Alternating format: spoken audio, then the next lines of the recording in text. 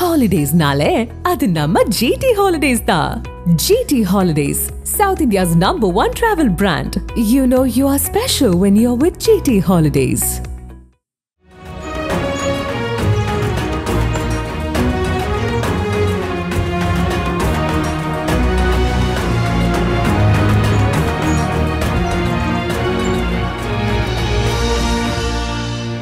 படித்து முடிச்சுட்டு engineering degree வாங்கினேன். எங்கள் ஃபேமிலி குரூப்லேயே முதல்ல இன்ஜினியரிங் டிகிரி வாங்கினது நான் தான், எங்கள் பரம்பரையிலேயே. எங்களுடைய அபிராமி காட்டன் மில்ஸ்னு ஆந்திராவில் எங்களுடைய டெக்ஸ்டைல் ஸ்பின்னிங் மில் இருக்குது. அதில் என்னை வந்து ஃப்ளோர் இன்ஜினியர் எரெக்ஷன் எங்கள் ஃபாதர் போட்டார். படித்து முடித்தோடனே எனக்கு 300 ரூபா சம்பளம் கொடுத்தாரு. அப்போ அது பெரிய சம்பளம். அப்போ 71. உதாரணத்துக்கு சொல்கிறேன், ஒரு பவுன் தங்கம் வந்து 175 ரூபா. அப்பா, ஒரு சவரன் காயின் இருக்கு பாருங்க. அப்போ எனக்கு 300 ரூபா சம்பளம் கொடுத்தாரு. நான் தான் இன்னைக்கு 1 லட்சம் ரூபா சம்பளம் மாதிரி எனக்கு 30,000 ரூபாய் இல்லை. இன்னைக்கு ஃபீல்டு டைரக்டராக இருந்தேன். அப்போது ஒரு நாள் ஃபாதர் கூப்பிட்டாரு, நீ ஆந்திராவில் இருந்தது போதும், மெட்ராஸ்க்கு வந்துரு. மெட்ராஸில் நான் தியேட்டர் கட்ட போகிறேன், கான்ட்ராக்ட் கொடுக்க போகிறதில்ல, நீ வந்து பில்டிங் இன்ஜினியர் அங்கே வந்துரு. நான் சொன்னேன், நான் சிவில் படிக்கலைன்னு என்ன, எவனோ ஒருத்தர் டிசைன் பண்ணுறான், அதை பார்த்து ஃபாலோ பண்ணுறது தானே, நல்ல மேஸ்திரிகள் கூட போட்டுறேன் பாரு அப்படின்னாரு. அப்படி தான் இங்கே வந்தேன். வந்ததுக்கப்புறம் கட்டி முடித்து திறந்ததுக்கப்புறம் ஃபாதர் என்ன சொன்னார், இங்கேயே ஒரு மேனேஜ்மெண்ட்டுக்கு ப்ராப்பராக எங்கள் ஆள் இல்லை, நீ இதை பார்க்க ஆரம்பினார். அப்படி ஆரம்பித்தது தான் சினிமா தொழில். அப்புறம் ஃபுல்லாக வந்துட்டேன். அது ஒவ்வொரு செங்கலாக பார்த்து நீங்கள் எந்த கட்டடத்தை வந்து உருவாக்கினீங்களோ அந்த கட்டடத்தையே நிர்வகிக்கிறது அப்படின்றது வந்து மிகப்பெரிய விஷயம். ஆக்சுவலாக உங்கள் ஃபாதருக்கு வந்து இந்த சினிமா தொழில் ரொம்ப நாளாக தொடர்பு உண்டு இல்லையா? என் ஃபாதர் வந்து 1953 மெட்ராஸ் வந்தோம். 54லேருந்து லீடிங் ஃபிலிம் ஃபைனான்சியர் எல்லா கம்பெனிக்கும், மெட்ராஸில் இருக்க அத்தனை கம்பெனிக்கும் அப்பா தான் ஃபைனான்சியர். ஓ சூப்பர். அதனால் he was well respected. Cinema இண்டஸ்ட்ரியில் ரொம்ப மரியாதை அவருக்கு. அவருக்கு தெரியாத நட்சத்திரங்களே இருக்க வாய்ப்பு எல்லாரும் தெரியும். எம்ஜிஆர், சிவாஜி, அந்த காலத்து உச்ச நட்சத்திரங்கள் எல்லாரும் தெரியும். எங்கள் தியேட்டரே அபிராமி பாலபிராமி திறந்து வச்சு சிவாஜி கணேசன், அதை அன்னை சக்தியர் திறந்தது எம்ஜிஆர். அந்த மாதிரி அப்பாவுக்கு வேண்டியவங்க எல்லாருமே. அவருக்கு எங்கே சினிமா தியேட்டர் கட்டணும்னு எங்கே அவருக்கு சினிமா தியேட்டர் கட்டணுங்கிற ஐடியா இல்லைங்க. அப்பாவுக்கு க்ளோஸ் ஃப்ரெண்டு ஒருத்தர் இருந்தார், உங்களுக்குலாம் தெரிஞ்சிருக்கும், அவர் கிரசன் மூவிஸ்னு, யாசின் ஒரு நாள் அப்பாவை கூப்பிட்டுருக்கார். சிட்டியா நீங்கள் ஒரு தியேட்டர் கட்டினா என்ன அப்படின்னு, எங்கே ஒரு இடம் இருக்குது போய் பாருங்கள், அது வந்து மரக்காயர் சினின்னு ஒரு கம்பெனி ஆரம்பித்து எனக்கு வேண்டியவங்க தான் ஒரு 12 பேர் முஸ்லீம்ஸ் ஒன்றா சேர்ந்து ஆரம்பித்தாங்க. அதனால் அவனால் லைசன்ஸ் வாங்க முடியல, அதனால் அந்த இடத்த விற்றுணுன்னு பார்க்குறாங்க, நீங்கள் போய் இடத்த பாருங்க. எங்கள் அப்பா போய் பார்த்துறது, இடத்த பார்த்துட்டு சுற்றி எல்லாம் பார்த்தாரு. ராத்திரியில் எவனும் ஆள் நடமாட முடியாத அளவுக்கு ஏரியா, அது பயங்கரமான ஏரியா. அப்பா அப்படி தான் 71 பார்த்தார், இடம் பிடிச்சது. அந்த ஓனர் சங்க நின்றுக்கிட்டு இருக்க உடனே 100 ரூபா அட்வான்ஸ் இப்போ வச்சுக்கன்னு கையில் கொடுத்துட்டார். அப்போயே டிசைட் பண்ணிட்டார். உடனே டிசைட் பண்ணிட்டார், ஸ்பாட்லேயே டிசைட் பண்ணிட்டார். அப்புறம் லைசன்ஸாக அப்ளை பண்ணி ஒரு 2-3 வருஷத்துக்குள்ளே லைசன்ஸ் பூரா வந்துருச்சு. அப்போது ஒரு கார்ப்பரேஷனில் ஒரு கவுன்சிலர் இருந்தார், செங்கல்வராயன்னு, அவர் அப்பாவுக்கு ரொம்ப ஹெல்ப் பண்ணி இதை வாங்கி கொடுத்தார். அதுக்கப்புறம் தான் கட்ட ஆரம்பிச்சது. 74 கட்ட ஆரம்பிச்சது. அப்போ தான் நான் இன்ஜினியர் இதில் வந்து சேர்ந்தேன். 76 கம்ப்ளீட் பண்ணிங்க? 76 2 தியேட்டர், 82 2 தியேட்டர். நாங்கள் தியேட்டர் திறக்கையில் எமர்ஜென்சி பீரியடு, அப்போ தான் சிவாஜி கணேசன் திறந்து வச்சார். அன்னை சக்தி திறக்கையில் எம்ஜிஆர் சிஎம் இருக்கலாம் திறந்து வச்சாங்க. இப்போ 76 அந்த தேட்டரில் என்னென்ன படம் போட்டீங்க? முதல்ல தமிழ் படம் முதல்ல வந்து சாரஸ்னு ஒரு ஹிந்தி படங்க, தர்மேந்திரா, ஹேமமாலினி, பெரிய ஸ்டார்ஸ். பாலபிராமில் முதல்ல போட்ட படம் பேர் பேரும் புகழும், முத்துராமன். அது வந்து நந்தகோபால் செட்டியார்னு ஒருத்தர், அவர் தான் டிஸ்ட்ரிபியூட்டர் அந்த படத்துக்கு. அப்போ வந்து என்னென்னா சீனிவாசன் படம் அது. அப்போது இந்த நந்தகோபால் செட்டியார் எல்லாரும் பெரிய தியேட்டராக இருக்குது, உள்ளே வரவே பயந்தாங்க. எல்லோரும் உமாவுக்கு போயிடுவாங்க, இல்லைன்னா புவனேஸ்வரி, ராக்ஸின்னு எல்லா தியேட்டரும் போயிடுவாங்க, நமக்கு ஆளே வராது. இந்த நந்தகோபால் செட்டியார் வெளியில் கேட்டுக்கு வெளியில் போயிடுன்னு, தியேட்டர் நல்லா இருக்கும் படம் பார்க்குவாங்க, தியேட்டர் நல்லா இருக்கும் படம் பார்க்கணும்னு கூவி கூப்பிடுவார். அப்படி தான் ஆரம்பித்தேன் பேரும் புகழும்னு. அதுக்கப்புறம் அழகே உன்னை ஆராதிக்கிறேன்னு ஒரு படம் போட்டேன். அதான் எனக்கு ஃபஸ்ட்டு சில்வர் ஜூபிலி ஸ்டேஜர். அதில் என்ன பெக்யூலேட்னா, சில்வர் ஜூபிலி ஓடுனது என் ஒரு தியேட்டரில் மட்டும்தான், வேறு எங்கேயும் இந்த படம் ஓடலை. பெருசாக போகல. நல்ல படம் அழகே உன்னை ஆராதிக்கிறேன், லதா ஜெயகணேஷில் நடிச்சு. அப்புறம் எனக்கு சூப்பர் ஹிட் ஆனது வந்து ஆட்டுக்கார வளமேல். இப்போ நீங்கள் சினிமா உலகத்தை பார்த்தீங்கன்னா ஏறக்குறைய அந்த பக்கம் ஒரு 25, இந்த பக்கம் ஒரு 15, 44 வருஷமாக பக்கத்தில் பார்த்துக்கிட்டு இருக்கீங்க. ஆமாம். இப்போ அன்றைக்கி ஒரு திரையரங்கு உரிமையாளராக சொல்லுங்கள், அன்றைக்கி சினிமா இருந்த நிலைமையும் இன்றைக்கி எப்படி இருக்குது? அன்னைக்கு நல்ல ஞாபகம் இருக்குது. அப்போ எம்ஜிஆர் படம் நவரத்னம்னு ஒரு படம் போட்டிருக்காங்க. அது அதை படம் பார்க்க வர்றதுக்கு வெறியர்கள். இப்போ இருக்க மாதிரி ஃபேன்ஸ் இல்லை. அவன் அப்போ வர்ற எம்ஜிஆருடைய ரசிகர்கள்லாம் வெறியர்கள். அவன் என்ன பண்ணுவான், ராயப்பேட்டை ஹாஸ்பிட்டல் இருக்கு இல்லையா, அங்கே போய் ரத்தத்தை கொடுப்பான். ரத்தம் கொடுத்தா அவனுக்கு உடனே சாப்பிட்றதுக்கு அவன் 7,000 ரூபா காசு கொடுப்பான். அதை எடுத்து படம் பார்க்க வந்துடுவான். அப்போ கியூவை மேனேஜ் பண்ணுறது யார்? ஜேபிஆர். கையில் தடியை வச்சுக்க அவர் தான் நிற்பார். அவரை கண்ணன் ஒரு ஸ்டண்ட் மாஸ்டர் இருந்தார். ஆமாம். இவங்க 2 பேர் தான் கியூவை மேனேஜ் பண்ணுறது அப்போது. ஆமாம். அதோட இந்த கட் அவுட்டுக்கு வைக்கிறது பால விஷயம் பண்ணுறது அப்போ கிடையாது. அதுபோல் என்ன பண்ணுவாங்க, முதல் ஷோவில் வர லேடிஸுக்கெல்லாம் 1 முழம் பூ கொடுப்பான் எல்லாரும். ஆம்பளைங்கெல்லாம் ஸ்வீட் கொடுப்பாங்க. அதெல்லாம் எம்ஜிஆர் காலத்தில் நடக்கும். எம்ஜிஆருடைய ரசிகர்கள் பூரா. அப்புறம் அதான அப்படியே கட்சியாக மாறிச்சு. அந்த மாதிரி அந்த தொண்டர்கள் அப்படி போலீஸே தேவையில்லை. அவர் படத்தை போட்டால் ஏகப்பட்ட கூட அன்மேனேஜபிள் கூட்டம் இருக்கும். ஆனால் போலீஸ் தேவையில்லை. அவருடைய ஆளுகளே எல்லாத்தையும் மேனேஜ் பண்ணுவாங்க. எல்லாத்தையும் கம்ப்ளீட்டாக மேனேஜ் பண்ணுவான். Super super super. அந்த ஒரு டிசிப்ளின் இன்னைக்கு கிடையாதுங்க. அதுதான் ஆரம்பம். ஜென்ரலாக படமாக நீங்கள் இப்போ இன்றைக்கி வர்ற படங்களையும் அதையும் கம்பேரிட்டிவாக எப்படி பார்க்குறீங்க? நீங்கள் படம் கம்பேர் டு அந்த காலத்தில் நல்ல ஸ்டோரி இருந்துச்சுங்க. ஒரு பாவமணி பாருங்க, பாசமலர், இல்லை கப்பலோட்டிய தமிழன், ஸ்டோரி வேல்யூ இருந்தது. அதாவது பார்த்தது இன்னைக்கு வரைக்கும் என்னால் அந்த படங்களை மறக்க முடியல. இப்போ பார்த்த படம், நேற்று பார்த்த படம் இன்றைக்கி ஞாபகம் இருக்க மாட்டேங்குது. என்ன சொல்கிறீங்க? ப்ளீன் என்டர்டெயின்மெண்ட்டாக போச்சு இப்போ. அதனால் அந்த கதைங்கிறது இப்போ ரொம்ப கம்மியாக போயிடுது. இப்படி தாங்க எல்லாம் நடந்துக்கிட்டு இருக்குது. அதோட அந்த காலத்தில் 2.5 மணி நேரம் படம், இவ்வளோக்கு ஏசியெல்லாம் கிடையாது. நாங்கள் ஆரம்பிக்கல ஏசிக்கு தான் வந்தோம். அதுக்கு முன்னாடி ஏசி இல்லாத தேட்டர் தானே வெளியிட்டு. இப்போ எங்களுடைய புழுக்கத்தோடு தானே வெளியே. ஆமாம். சட்டையை பூஜானா தண்ணி போட்டு. ஆமாம். ஈவினிங் ஷோ ஆச்சுன்னா கதவெல்லாம் திறந்துப்பான். இப்போ எங்கள் படமே வஞ்சிக்கோட்டை வாலிபன்னு எங்கள் அப்பா தான் டிஸ்ட்ரிபியூட்டர். அது வெலிங்டன் தியேட்டர்லாம் படம் ஓடும். ஈவினிங் ஆனால் கதவெல்லாம் திறந்து வச்சுருப்பான். உள்ளே எல்லாரும் வெக்க வேறு, சட்டையிலேருந்து வேறே அப்படி இருந்து படம் பார்த்தான். கரெக்ட். அப்படியெல்லாம் படம் பார்த்தானு. இப்போ எல்லா விதமான சௌகரியமும் இருந்தாலும் ரிஜெக்ட் பண்ணுறான். ஏன்னா அவனுக்கு பல விதங்களில் இதே படத்தை தான் பார்க்குறான். 1 செகண்ட். அதாங்க அந்த காலத்து படத்துக்கும் இந்த காலத்து படத்துக்கும் ஒன்று ஸ்டோரி வேல்யூ. ஆனால் இப்போ டெக்னிக்கலாக ரொம்ப இம்ப்ரூவ் ஆகிட்டான். டெக்னிக்கலாக எங்கேயோ போயிட்டோம். இது கூட கதையும் வச்சுக்கிட்டாங்கன்னா ரொம்ப நல்லா இருக்கும். கதை வச்சுக்கல. இப்போ ஹாலிவுட் படம்லாம் சக்ஸஸ் ஆகுதுன்னா அவன் ஸ்டோரி இருக்காது, நம்ம ஸ்டோரி இல்லை. ஆனால் இப்போ தெலுங்கில் மட்டும் ஸ்டோரியோடு எடுக்கிறாங்க. அதனால் அவன் நம்மளோட பெட்டராக சர்வேரா. இப்போ உங்கள் அப்பாவுக்கு எம்ஜிஆர், சிவாஜி ரொம்ப நெருக்கமான பழக்கம் உண்டு. உங்களுக்கு அவங்களோட நல்ல நெருக்கமான பழக்கம் இருந்தது அதே மாதிரி உங்கள் அப்பாவுக்கு தொடர்ந்து அப்புறம் நடிகர்களோட நல்ல தொடர்பு இருந்துச்சு. ஒரு நம்ம சூப்பர் ஸ்டாரு கமல்ஹாசன். ஏன்னா ரஜினி சாரை பொறுத்த அவருடைய முதல் படத்துலேருந்து அத்தனை படமும் நான் திரையிட்டிருக்கேன். அப்படியா? ஆமாம். நடுவில் ஒரே ஒரு படம் தான் நான் திரையிடாமல் போச்சு. அது பேர் கொடி பறக்குதுன்னு பேர். எங்கள் டேரக்டர் படம். அது தவிர மற்றது எல்லாம் நான் தான் போட்டிருக்கேன். அவ்வளோ படம் இன்னைக்கு வரைக்கும் பெரிய ரெக்கார்ட் சார் இது. அவ்வளோ நான் தான் போட்டிருக்கேன். அவரே என்ன பண்ணுவார், ஒவ்வொரு படம் ரிலீஸ் ஆனோன்னா அதுலேருந்து 2 நாள் கழித்து என்னை கூப்பிட்டு கேட்பார், எப்படி இருக்குது ரிப்போர்ட்னு சொல்லுவார். ஏன்னா நான் ஒருத்தன் தான் உண்மையை சொல்கிறது, மற்றவங்க அவருக்காக ஜால் அடிச்சுட்டு போயிடுவாங்க. இவ்வளோதான் போகும். சரி ராம்நாதன் வச்சுருவார் ஃபோனை. இது சூப்பராக இருக்குனாலும் சுமாராக இருக்குனாலும் ரியாக்ஷன் ரஜினி சார் அதே மாதிரி இருக்குமா?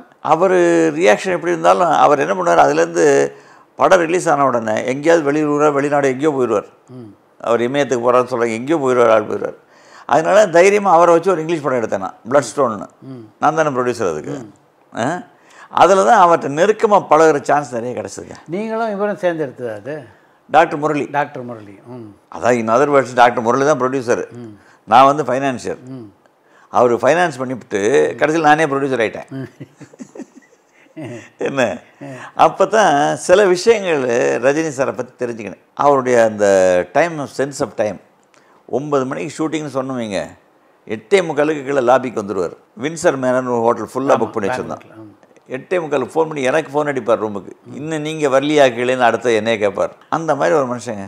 ஒரு சின்ன உதாரணம் சொல்கிறேன். அப்போ 87 நினைக்கிறேன் அந்த படம் எடுத்து, 86. அப்போது ஒரே ஒரு பிளேன் தான் ஒரு நாளைக்கு, டக்கோட்டா. 24 பேர் நம்ம தான் உட்காரலாம். அதில் எனக்கு ஒரு டிக்கெட் இருக்குது. அப்போ இந்த ஐடி ப்ரூஃப் அதெல்லாம் ஒன்றும் கிடையாது. டிக்கெட் எவன் வச்சுருக்கானோ அவன் ஏறிக்கலாம்.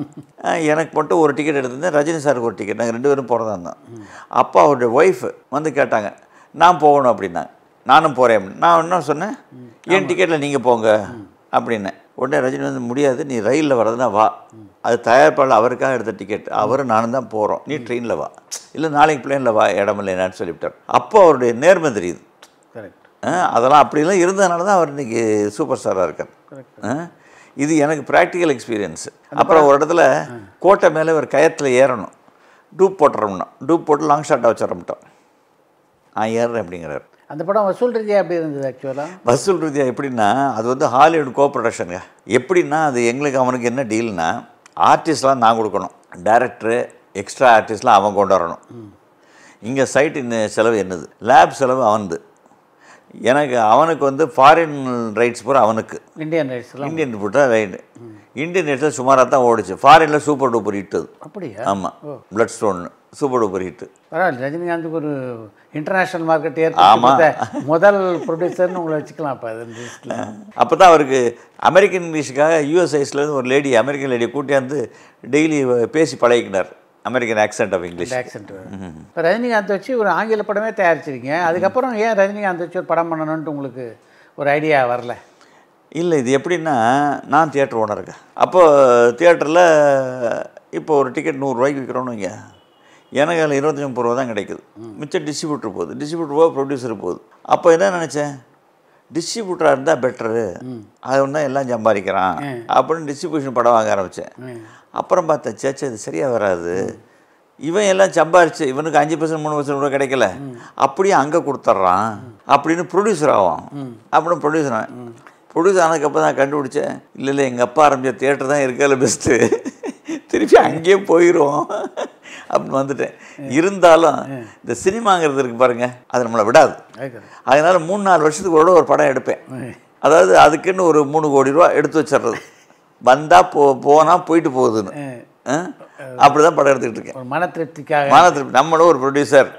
ஆனால் ஒன்றுங்க, நம்ம சினிமா தொழில் மட்டும் இல்லை, உலகம் பூரா ப்ரொடியூசருக்கு தான் மரியாதை, தியேட்டர் ஒன்றுக்கு மரியாதையே கிடையாது. ஏன்னா முதல் படம் எனக்கு முக்தா சீனிவாசன் படம், அது வந்து 250 நாள் ஓடிருக்கேன் தியேட்டரில். அது பெரிய விழா பண்ணாங்க. அப்போ அவர் பிரதர், அவர் பேர் ராமசாமியா, முக்தா சீனிவாசன் ராமசாமி, அவர் பிரமாம அரேஞ்ச் பண்ணியிருப்பார். யாருக்கு சீட் நம்பர் போட்டுக்கொண்டு அது உட்காந்துருப்பார். நான் வந்து முதல்ல நான் ஷீட் வாங்க போகிறேன், சூட்டெல்லாம் போட்டுக்க போகிறேன். அங்கே பார்த்தா நான் ஒருத்தன் தான் பைத்தியார் மாதிரி சூட்டில் வந்துருக்கேன், ஒருவேளை சூட்டில் வரல. சரி, போய் அதுக்கு சீட்டு கொடுத்தா உட்காந்தேன். உட்காந்த உடனே ஷீல்டெல்லாம் கொடுக்க ஆரம்பித்தேன். முதல்ல ஹீரோ கொடுத்தாங்க, அப்புறம் ஹீரோயினுக்கு கொடுத்தாங்க, அப்புறம் எல்லாரும் கொடுத்தாங்க, அப்புறம் கேமராமேனுக்கு கொடுத்தாங்க, அப்புறம் லைட் பாய்க்கு கொடுத்தாங்க, அப்புறம் 10 பாத்திரம் கழுவுறதுக்கு கொடுத்தாங்க. அதுக்கப்புறம் தியேட்டருக்காரனை கூப்பிட்டாங்க. பார்த்தா அதில் லேபிளில் என் பேரே இல்லை. அப்போ முக்தா தான், என்னங்க அது என் பேரே இல்லை, அது தம்பி அது உரிச்சு பிடி சரியாக போயிருந்தாரு, வேற பேரை இப்படி தாங்க. அப்போ தான் பார்த்தேன், தயாரிப்பாளருக்கு இருக்க மரியாதை வேறு எவனுக்கும் கிடையாது. ப்ரொடியூசர்னால் தனி மரியாதைங்க. கவர்மெண்ட்டுக்கு போங்க, ப்ரொடியூசருக்கு தானே உங்களுக்கு அவார்டு கொடுக்குறான். தியேட்டருக்கு பெஸ்ட் தியேட்டருக்கு எந்த கவர்மெண்ட்டாக அவார்டு கொடுக்குறான்னா அது ப்ரொடியூசருக்கு மேலே ஒரு பங்கு. அதுக்கு நான் போகலை, நடிகர்களுக்கு கொடுத்துட்றானுங்க. இவன் ப்ரொடியூசர் எவன் வச்சுக்கிட்டு இருக்கான், அடுத்த படத்தை இவரை வச்சு எடுத்தா அவ்வளோ வரும், அவரை வச்சு எடுத்தான்னு அங்கே கொண்டு கொடுத்துட்றான் பூராத்தையும். இப்போ கவர்மெண்ட் ஆஃப் இந்தியாவிலேயே இப்போ பிரைம் மினிஸ்டரே பார்க்கணுன்னு வைக்க, ஒரு அமிதாப் பச்சனை கூட கூட்டிகிட்டு போகிறோம், இல்லை ரஜினிகார கூட கூட்டிட்டு போனால் உடனே அப்பாயின்மெண்ட் கிடைக்கும். இல்லை நான் 4 மாதம் ஆனால் எனக்கு அப்பாயின்மெண்ட் கிடைக்காது. அதனுடைய வேல்யூ அடுத்த லெவல் ப்ரொடியூசர். பெரிய சினிமா சம்பந்தமாக இங்கேயே எந்த ஊர்வலம் நடந்தாலும் ரஜினி கமல்ஹாசன் கலந்து கொள்கின்ற ஊர்வலம் தானே போடுறாங்க. அதனால் ஒரு அந்த மாதிரி ஒரு அட்ராக்ஷன் இருந்தால் தான் ஜனங்களுக்கு வருவாங்க. போராட்டத்துக்குமே களைகட்டுன்ற மாதிரி எல்லாம் இருக்கு. இல்லை நீங்கள் வந்து தயாரிப்பு நம்ம திரையரங்கு உரிமையாளர்லேருந்து டிஸ்ட்ரிபியூட்டர் ஆகி அதுக்கப்புறம் தயாரிப்பாளர் ஆகிட்டீங்க. ஆனால் தயாரிப்பாளராகி இந்த சின்ன சின்ன படங்கள் பண்ணீங்களே தவிர ஒரு பெரிய நட்சத்திரங்கள் வச்சு ஏன் படம் பண்ணணும்னு உங்களுக்கு தோணலைன்னு கேட்குறேன் நான். இல்லை ஏன்னா உங்களை பொறுத்த வரைக்கும் ஃபைனான்ஷியல் கிரன்ச் கிடையாது உங்களுக்கு. ஏன் இருந்தாலும் அந்த நீங்கள் அதை அட்டன் பண்ணல பாருங்க. அதை பொறுத்த வரைக்கும் 100% ரிஸ்க்குன்னு எனக்கு தெரியும். படம் தயாரிப்பாளர் 100% ரிஸ்க்குன்னு தெரியும் எனக்கு. அதனால் என்னுடைய பேஷனுக்காக படம் எடுக்கிறேன். லாப நோக்கத்தோடைய சூப்பர் கொடுக்குறதில்ல. அதனால் பெருசாக இன்வெஸ்ட் பண்ணி பெருசாக தோக்குறதுக்கு பதில் சின்னமாக இன்வெஸ்ட் பண்ணி ஒரு பெரிய படம் எடுக்கல 10 சின்ன படம் எடுக்கலாம்ல. ஒரு சின்ன படம் ஹிட் ஆச்சுன்னு வைங்க, ஒரு பெரிய படத்தோட ஈக்குவல் வந்துடுது கலெக்ஷனில்.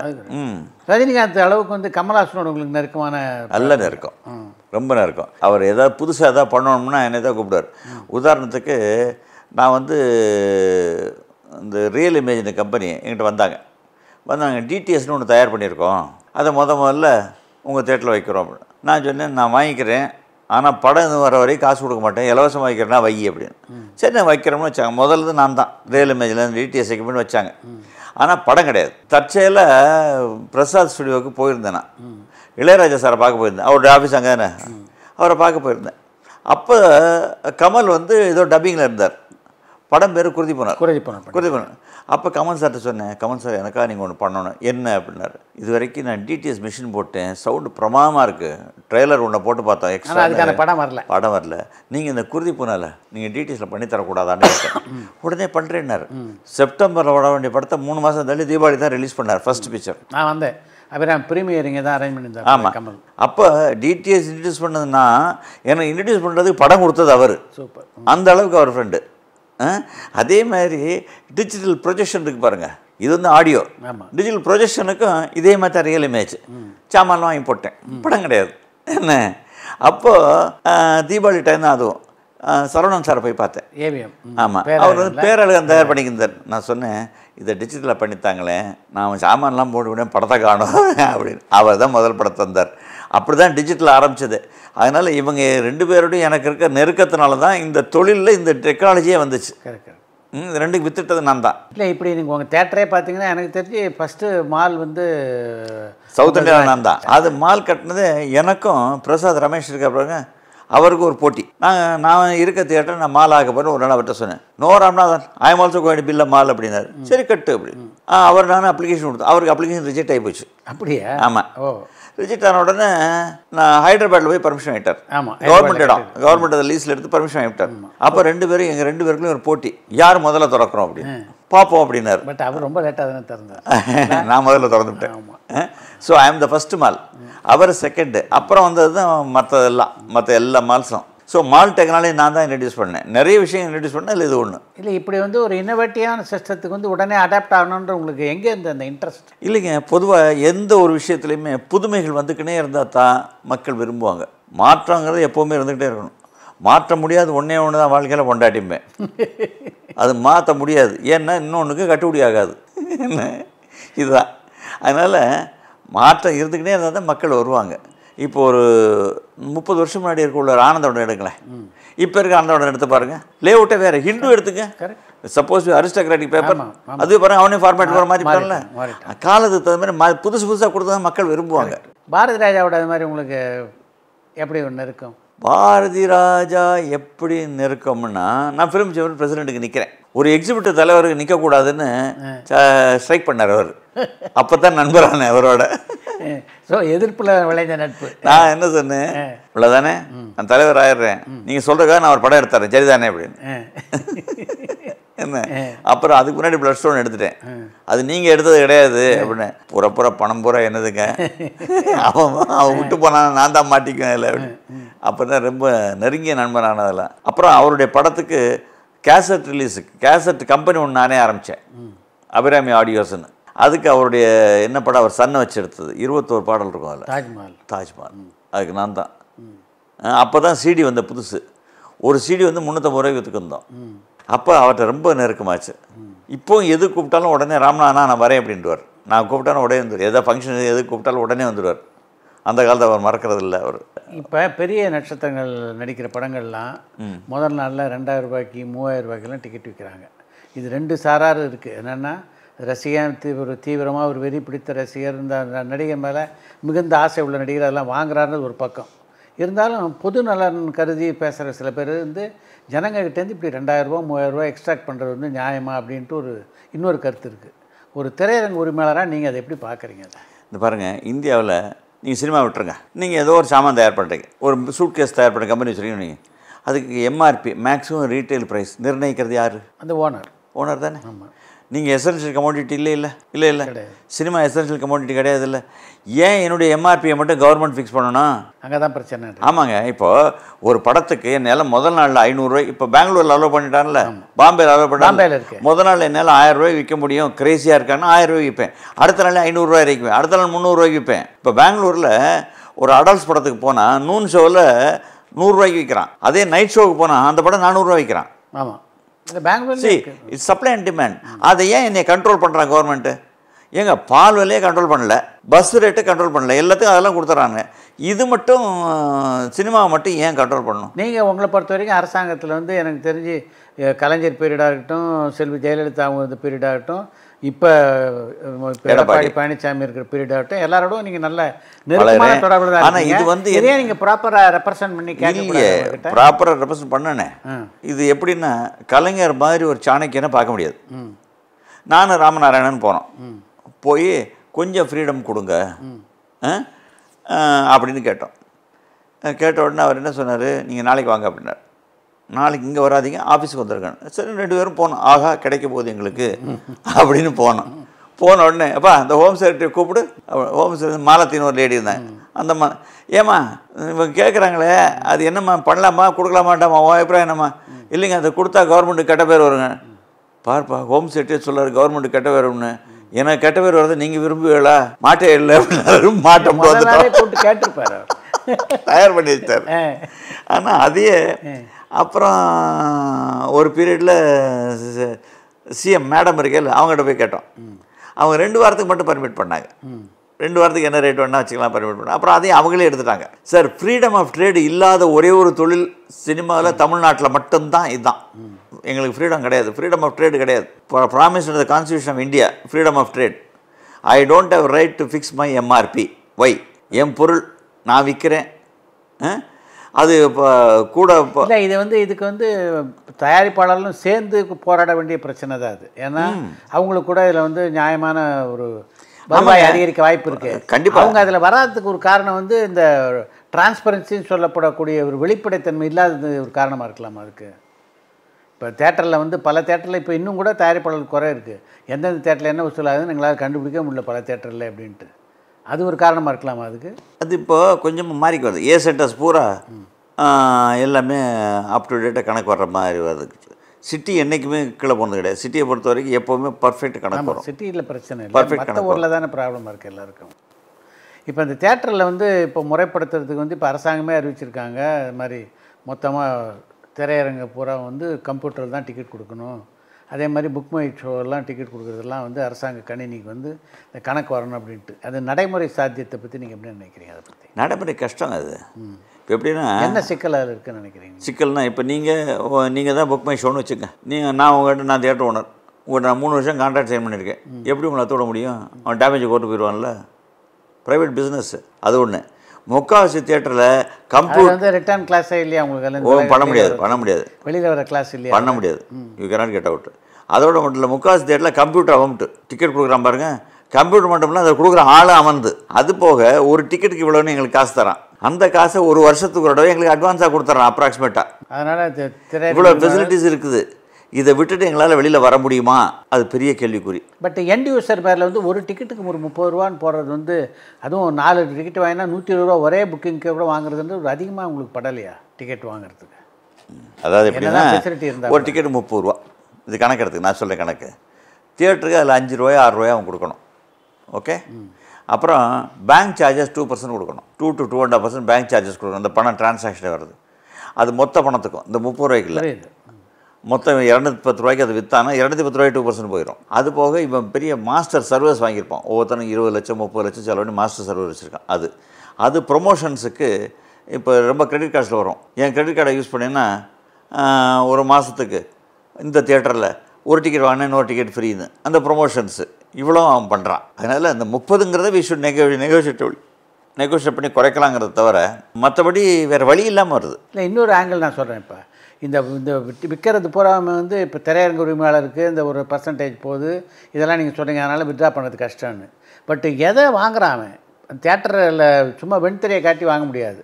அந்த ப்ராடக்ட்டு தானே. இப்போ ரஜினிகாந்த் படம் வரும்போது உங்கள் தேட்டர்லேயே பார்த்தீங்கன்னா ஒரு 10,000 டிக்கெட் விற்கும். இதுவே வந்து அடுத்து வந்து ரஜினி, விஜய், அஜித் இது மாதிரி படங்களுக்கு ஓகே. அடுத்த செக்டார் படங்கள் வரும்போது 8,000 விற்கும். சுமாரான நடிகர்களுக்கு 2,000 விற்கும். ஸோ தேட்டருக்கு வர படத்தை பொறுத்து தான் இந்த டிக்கெட்டு. ஆனால் அந்த தயாரிப்பாளருக்குன்றவனுக்கு இதில் எந்த பங்குமே இல்லாமல் இருக்க, அது ஒரு சரியான பங்கீட்டு முறை தானா? கரெக்ட். அப்படி பார்த்தா தியேட்டர் தான் நீங்கள் படம் எடுக்கிறீங்க. அது சேட்டலைட் விற்கிறீங்களா? எங்களுக்கு பக்கம் தரீங்க இல்லை சார், நான் டிஜிட்டல் விற்கிறீங்கல்ல. இல்லை, ப்ராடக்ட் வந்து நான் என்ன சொல்கிறேன், என்னுடைய ப்ராடக்ட்டை நான் வந்து பல ஏரியாவில் போடுறேன். மார்க்கெட்டு சேட்டலைட் பிளாட்ஃபார்ம் போடுறேன், இது போடுறேன், அடுத்த கதை. ஆனால் இப்போ சேட்டலைட்டுன்றது இப்போ டிவியாக இருக்குது. வெறும் டிவியில் வந்து அப்படியே பார்த்துட்டு இருக்க மாட்டாங்களே பிளாக் ஸ்க்ரீனை. அதில் வந்து இது பேட்டை ஓடினாலோ விஸ்வாசம் ஓடினாலோ நமக்கு வந்து மெரிசல் ஓடினாலோ அப்படி தான் பார்க்குறாங்க அந்த டிவியை. அது மாதிரி தான் தேட்டர்லேயும் வந்து என்ன ப்ராடக்ட் போதோ அதை பற்றி தான் தேட்டரு. அப்போ அதில் வந்து ஒரு கணிசமான பங்கு அந்த தயாரிப்பாளர். அது எப்படி, அதாவது உங்கள் படத்தை நம்பி தான் நான் தேட்டரை கட்டி வச்சுருக்கேன். அப்படி இருக்கையில் எனக்கு கொடுக்காம எனக்கு ரிலீஸ் ஆகி ஒரு வாரத்துக்குள்ளே நீங்கள் பாட்டு டிஜிட்டல் கொடுத்தா என்னங்க அர்த்தம்? அப்போ நான் என்ன ஆகுறது? நான் க்ளோஸ் ஆகிடுறேன்ல. You are killing me otherwise. இல்லை, இது உங்களுக்கு பணம் வேணுங்கிறதுக்காக என்ன? அப்படி இருக்கையில் நான் எப்படியாவது எதையாவது சம்பாதிச்சேன், வந்த வரைக்கும் மிச்சம் தான் பார்க்கணும். நான் வேறு வழியே இல்லை எனக்கு. அப்படி ஒரு சூழ்நிலை எங்கள் கொண்டே விட்டது நீங்கள் தான். எல்லா விதமான ரைட்ஸும் நீங்கள் வித்துறீங்க பூரா. ஏன்னா உங்களை சேஃப் கார்டு பண்ணுறீங்க. ஆஸ் அ ப்ரொடியூசர் நான் சொல்கிறேன், அதில் தப்பே இல்லையுமே. ஆஸ் அ எக்ஸிபியூட்டிவ் சொல்கிறேன், தப்பு தாமே. ஏன்னா நான் பிழைக்க முடியலேன்னு. உங்களுக்கு நிறைய வென்யூ இருக்குங்க, தேட்டருக்காரங்க வேறு வென்யூவே கிடையாது. உங்களை நம்பித்தான் நாங்கள். ஒரு தயாரிப்பாளர் சைடில் இருக்க தரப்பு நியாயத்தை சொல்கிறேன் நான். என்னென்னா இப்போ வந்து உங்களுக்கு வந்து அந்த வசூல் இருக்குது பாருங்கள், அதில் ஒரு பர்சன்டேஜ் வந்து உங்களுக்கு ஆட்டோமேட்டிக்காக இருக்குது. அது போக எக்ஸ்ட்ரா இன்கம் தான் இது. இதை வந்து ஏன் தயாரிப்பாளரோட ஷேர் பண்ணணும்? ஒரு வாரம் முன்னாடி ப்ரொடியூசர்ஸு எக்ஸிபிட்டர்ஸு அப்புறம் மினிஸ்ட்ரு ஹோம் செக்ரட்டரி எல்லாம் இருந்தாங்க. என்ன மீட்டிங் நடந்தது. அப்போது ப்ரொடியூசர் சைடுன்னு சொன்னாங்க, அதில் எங்களுக்கு பங்கு கொடுக்கணும்னு. நான் சொன்னேன், எங்களையும் கேட்குறிய அந்த ஏஜென்ட்ஸு அவன் 4 பேர் உட்கார வச்சு கேளுங்க, அவன் தந்தான்னா வாங்கிக்கோங்க, எங்களுக்கு ஆட்சேபம் கிடையாது. ஆனால் எனக்கு தர்ற பங்கில் நான் பங்கு தர மாட்டேன். எங்களுக்கு வாழ்வாதாரமே இதை தான் நிற்குது. ஏன்னா ஒரு ஷோக்கு 15 பேர் உட்காந்துருக்கா, 20 பேர். அந்த காலத்தில் சிஸ்டம் என்னென்னா தேட்டர் பூரா வாடகை கொடுத்தோம். அதனால உங்களுக்கு சில்வர் ஜூப்ளியும் ஓடிச்சு. 10 பேர் இருந்தால் கூட நீ வாடகை கொடுத்தா அதனால் ஓட்டினேன். இப்போ வந்து 10 பேர் பார்த்தானா 5 பேர் எனக்கு, 5 பேர் உனக்குன்னு ஆகி போயிருது. அப்போ நான் என்ன ஆகுறது? ஸோ இந்த மாதிரிலாம் ஃப்ரிஞ்சு பெனிஃபிட்ஸ், இதுகளில் வர்ற காசை தான் வண்டி ஓட்டுறோம். அதனால் எனக்கு வர்றதை கேட்காதீங்க, நீங்கள் பேசிக்கணும். அதனால் மினிஸ்டர் திருப்பி அவங்களையும் கூப்பிட்டு உட்கார வச்சு மீட்டிங் போடுறோம்னு இருக்கார். அதனால் ப்ரொடியூசர் வாங்கிக்கிற பற்றி எங்களுக்கு ஆட்சேபனே கிடையாது. அவன் தந்தானா வாங்கிக்கிறோம். அது வந்து அதுக்காக வந்து இது அதிகமாக திருப்பி போயிடும். 2 வருஷர்கிட்ட போய் இது வந்து டிக்கெட் அதிகம் போயிடக்கூடாது. அங்கே தான் திருப்பி வர்றேன். அந்த எம்ஆர்பி ஃபிக்ஸ் பண்ணுறது எங்கிட்ட கொடுத்தீங்கன்னா படத்துக்கு தகுந்த மாதிரி, ஐயா இந்த படத்துக்கு 50 ரூபாய்க்கு மேலே என்னால் விற்க முடியாது. இப்போ நான் தியேட்டர் வச்சுருக்க வரைக்கும் என்ன பண்ணேன், இப்போ ஒரு சின்ன படம் தான் வந்துச்சு, என்ன ரேட்டை குறைச்சி விற்க முடியாது, அதுக்கு குறைக்கவும் முடியாது, நான் கூட்டவும் முடியாது. என் நிலைமை அப்படி. 150 ரூபாய்க்கு ஒருத்தன் கூட வாங்க மாட்டான். அதனால் என்ன பண்ணேன், ஒரு டிக்கெட் வாங்கினா ஒரு டிக்கெட் ஃப்ரீ. எத்தனை படத்துக்கு விற்றேன் நான்? அதுக்கு அது ஒன்றும் பண்ண முடியாது. ஏன்னா ஒரு டிக்கெட் நான் ஃப்ரீயாக கொடுக்குறேன். ப்ரொவிஷன் இருக்குது. ஒரு டிக்கெட் விற்கிறேங்க, ஒரு டிக்கெட் காம்ப்ளிமெண்ட்ரியாக கொடுக்குறேன். இல்லை, இப்போ நிறைய பேர் அதான் கேட்குறாங்க. இப்போ நமக்கு வேறு வழியில் வந்து அதே தான் சொல்கிறேன். இப்போ 2.2க்கு நீங்கள் 200 ரூபா டிக்கெட் போடுறீங்க ரேட்டு. அதே வந்து சாதாரண படத்துக்கு வந்து மேற்கு தொடர்ச்சி மலை கவர்மெண்ட் குறைக்க விட மாட்டேங்கிறாங்க. டிக்கெட் போட்டால் என்னால் எப்படி பார்க்க முடியும்னு கேட்குறான். கவர்மெண்ட் குறைக்க விட மாட்டேங்கிறான், எங்களை குறைக்க விட மாட்டேங்கிறான், கூட விட மாட்டேங்கிறான். இது வந்து எனக்கு தெரிஞ்ச சினிமா உலகத்தில் எல்லாருமே சேர்ந்து ஒரு முயற்சி பண்ணுவேன். எம்ஆர்பி கொடுக்கணுங்க. இந்த தயாரிப்பாளர் சங்கத்தில் வந்து ஆக்சுவலாக வந்து இதை ரெகுலேட் பண்ணதுக்கெல்லாம் நடுவில் ஸ்ட்ரைக் எல்லாம் பண்ணாங்க. அப்போ திரையரங்கு உரிமையாளர்களோட மிகப்பெரிய மோதலை வந்து தயாரிப்பாளர் சங்கம் சந்திக்க வேண்டி வந்தது. இப்போ அதனுடைய தொடர்ச்சியாக வந்து உங்களுக்கும் விஷாலுக்கும் தனிப்பட்ட முறையில் ஒரு மோதல் வெடிச்சதாக இருக்குது. ஆக்சுவலாக தனிப்பட்ட முறையில் ஒன்றும் கிடையாது. என்னுடைய நண்பர் சார் ஒரு சங்கத்துக்கு தலைவராக இருக்கார். மற்றபடி அவருக்கும் எனக்கும் எந்த வியாபார தொடர்பும் கிடையாது, எதுவும் கிடையாது. அவருடைய படங்களை கூட நான் டிஸ்ட்ரிபியூஷன் வாங்கினது கிடையாது. ஆனால் அவங்க அப்பாவுடைய படத்தை நான் வாங்கியிருக்கேன். ஐ லவ் இண்டியான்னு ஒரு படத்தை வாங்கினேன். சென்னை அண்ட் செங்கல்பட்டு பூரா வாங்கினேன் அந்த காலத்தில். ஐ லவ் இண்டியன் அப்பாவுடைய. அப்போ இவர் சின்ன பையன். இப்போ அவர் போராட்டம்னு வரையில் அவர் நேரடியாக என்னை இப்போ ஏதாவது எங்கள் சங்கத்தை பற்றி பேசினா நான் திருப்பி பேசுவேன். நேச்சுரல். நான் வந்து அந்த இடத்துல தலைவராக இருந்து நான் ப்ரொடெக்ட் பண்ணி ஆகணும் இல்லையா? உங்களை பொறுத்த வரைக்கும் அவரோட உங்களுக்கு எந்த கோபம் இல்லைன்றீங்க? எனக்கு எந்த கோபம் கிடையாது. பார்த்துக்கலாம் 2 பேரும் கட்டி பிடிச்சிக்கிறோம். அதனால் பர்சனலாக ஒன்றும் கிடையாதுங்க. அவர் மனசுக்குள்ளே இவர் என்ன இப்படி நான் பேசுகிறதெல்லாம் தாக்குறாரு அப்படின்னு. அந்த போராட்டம் வெற்றி பெற முடியாமல் போனதுக்கு காரணம் என்ன நீங்கள் நினைக்கிறீங்க? எது? அவங்க இவ்வளோ பல விஷயத்த முதற்கொண்டு நிறைய விஷயத்த முறைப்படுத்தணும்னு நினச்ச விஷயம் வந்து வெற்றி பெற முடியாமல் போனதுக்கு காரணம் வேகம் ஜாஸ்தி. எடுத்ததை முடிக்கணும்னா அந்த வேகம் இருக்கக்கூடாது. ஜெயிக்கணுங்கிறது மட்டும் இருக்கணும் மனசில், வேகம் இருக்கக்கூடாது. பரபரப்பான சினிமா செய்திகள், நட்சத்திரங்களின் பேட்டிகள், சினிமா வரலாறு ஆகியவற்றை பார்க்கவும் படிக்கவும் உங்களுக்கான இணையதளம் tourantalkies.co.